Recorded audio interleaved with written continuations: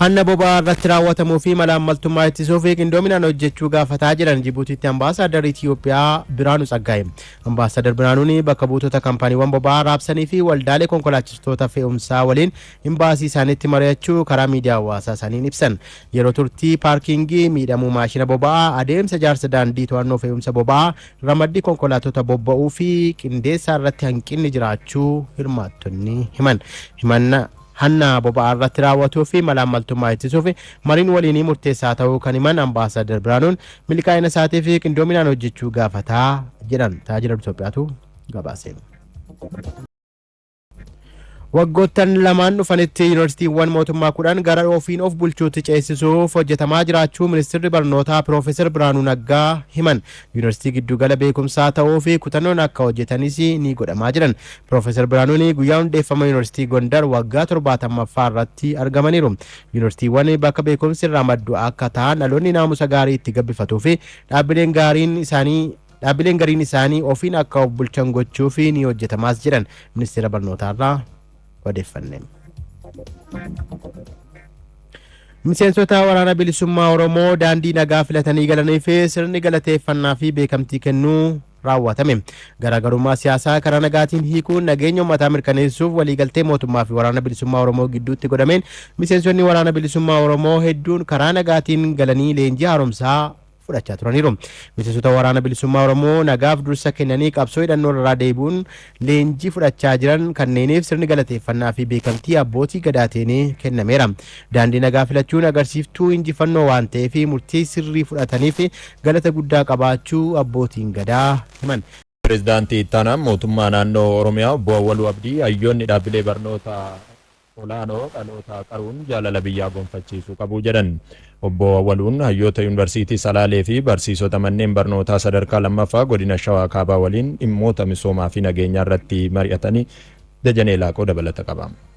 Pireezidaantiin ittaanaa mootummaa naannoo Oromiyaa Obbo Awwaluu Abdii hayyoota yuunivarsiitii Salaalee fi barsiisota manneen barnootaa sadarkaa lammaffaa godina Shawaa Kaabaa waliin mari'atan. Hayyoonni marii kanarratti hirmaatanis mootummaan hojiilee misoomaa keessattuu barnoota irratti hojiin hojjechaa ture gaarii ta'uu himuun haalli kun immoo cimee itti fufuu qaba. Kanaafis nutis gahee keenya ni baanaa jedhan. Misoomawwan biyya kanaaf gaarantii ta'uu danda'an hojjetameera mootummaadha. Kun nu gammachiisa akka biyyaatti. Barnoota irrattis wanti godhame bareeda. Irra caalatti immoo akka sabaatti injifannoon yookiin riiformiin kun wanti inni fidee wanta duubatti hin deebine tokko fidee dheetanaa naman. Afaan Oromoo Finfinnee keessatti kennamuun mataa isaatiin waan guddaa fi kireeditii guddaan kennamuufiidhaa qabudha. Kun immoo hundi keenya itti gammaduus qabna. Cimsinee kana akka itti fufu immoo ga'ee keenya ba'achuun nurraa eegama. Eenyurraa hayyoota kanarraa kan eegamu ta'a jechuudha. Waggaa kana keessatti garuu wantoota nu hojjetameertu hojjetame. Waggaa 6 darbe kana keessatti gara naareeshinii biyyattii gara tokkotti fiduudhaan isaa ta'u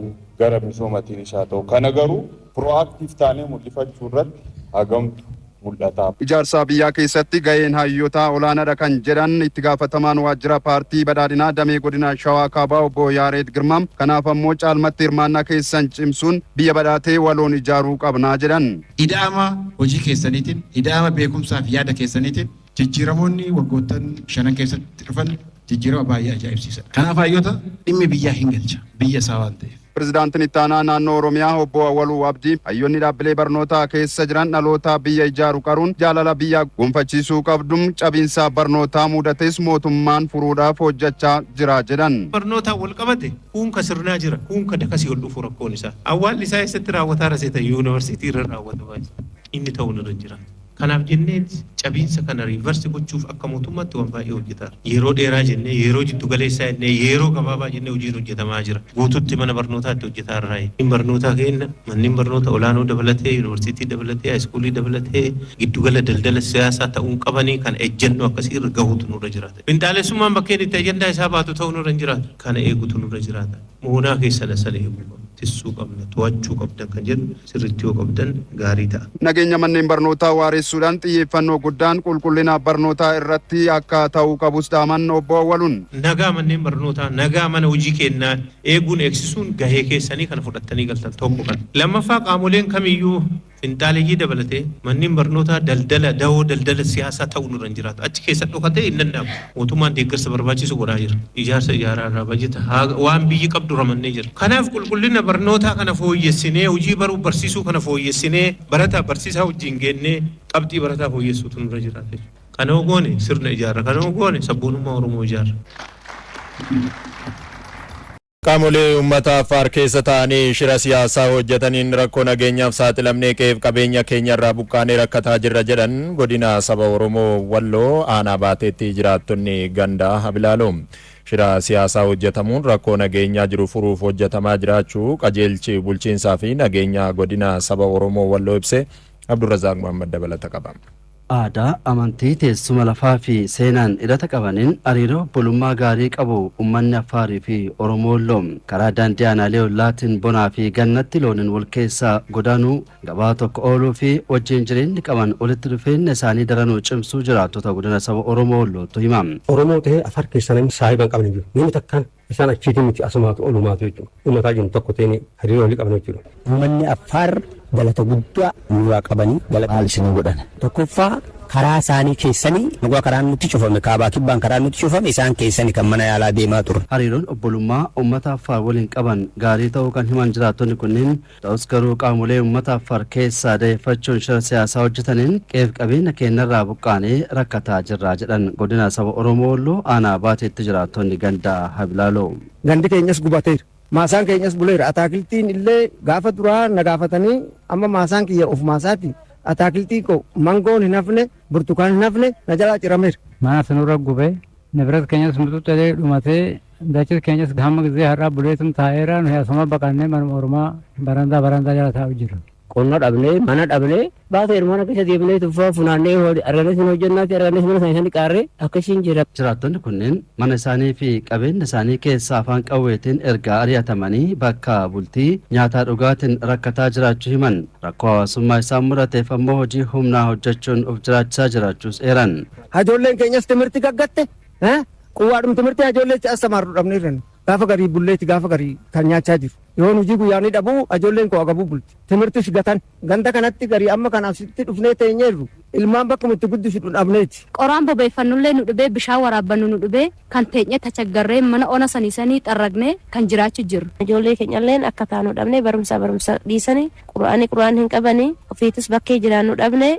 Maatii finneerra ofii dhibanaadhaan baanee birat keenya gubatee wanni enneeti. Mana kiraatis hin dandeenye mana Oromaa kana keessa dhama'aa jirra. Inni kun wayitti madheeffate nu baasan isan madheegne reefu amma ijaarametti hin galla. Inni sunis hin madheeffanne wayitti jedhan nu baasan. Hojii guyyaanii barbaanneef isa mana marraguu isa wanneedhu akkasiin teenyeeru. Oromummaa balleessuuf dhoksaan weerarri lafaa waggaa waggaan banamu kun gocha finxaaleeyyii fi fedhii lafaa babal'ifachuu namoota maqaa Affaariin daldalaniiti kan jiran ammoo manguddoota godina saba Oromoo Wallooti. Oromoo biyya nan jiru. Kun biyya Amaaraa jedhanii uummata oliitii fi wayyaaniitu waraana tawakkilootiin addaan nukutee malee uummataa cina gahaan jiraanii jira.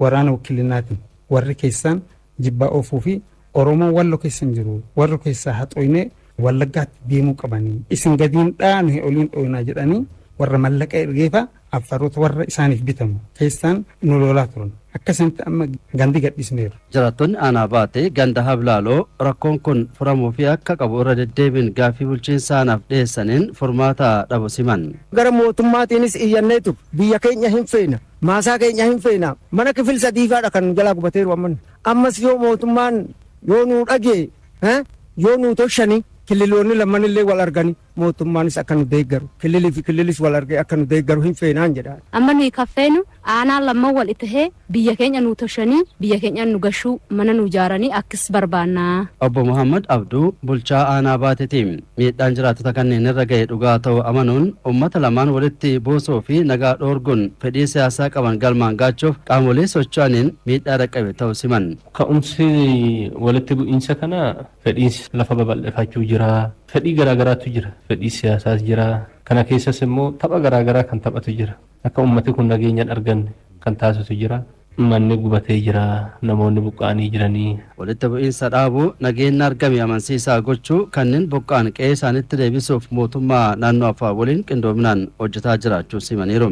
Amma kan karoorfannee deemaa jirru namoota buqqa'an bakka isaanii deebisuudha. Qonna kan dhabe akka qonna qotu gochuudha. Kana keessatti immoo deebisnee ijaaruu keessatti pirooporzaalii yeroodhaan dalagnee jirra. Qaama mootummaa naannoo keessas ergaa jirra. Qaama garaagaraatiif dhiyeessaa dhufnee jirra. Kan amma nageenya waaraa argame kana nageenya amansiisaa gochuudha jalqaba. Lola siyaasaa fi waraana harka wayyaa jalaatiin irra deddeebiin raawwatamu qolachuuf furmaata siyaasaa irratti hojjetaa jiraachuu bulchaa ittaanaa fi itti gaafataman qajeelcha nageenya godina saba Oromoo Walloo obbo Abduu Jamal himaniiru. Qaamni adda addaa godina kana raasuu barbaadu naannoo san kan socho'u ni jira. Inni guddaanii fi ijoon gaaffii siyaasaatii fi lola siyaasaa lola waraanaa kan irratti deemsaa jiru dhimma finxaaleeyyii faannoo wajjin wal qabatee kan jirudha. Kanaaf poolitikaalii bakkaan ga'uu qabna jennee dhimmi qabannee deemnu kana waan ta'eef malee rakkoon hin jirudha miti. Waldhabdee aanaalee daangaa irratti mul'atu mariin furuu fi hariiroo obbolummaa jabeessuu irratti qajeelchi bulchiinsaa fi nageenya mootummaa naannoo Affaar waliin hojjetaa jiraachuus dubbataniiru. Qaamni fedhii dhuunfaa barbaadu achi keessa jiranii. Kontiroobaandistiin Affaar keessa jira. Meeshaa kan daldalu jira. Uummata Affaarii fi Oromoo walitti kaa'e. Isaan sana ispeesifik goonee qabsoon bakka irratti godhamu jiru ni jira. Bifuma aadaa fi duudhaa qabnu kan sheer waliin goonu sanaan akka hiikkatee deemu gochuudhaaf qophiidha.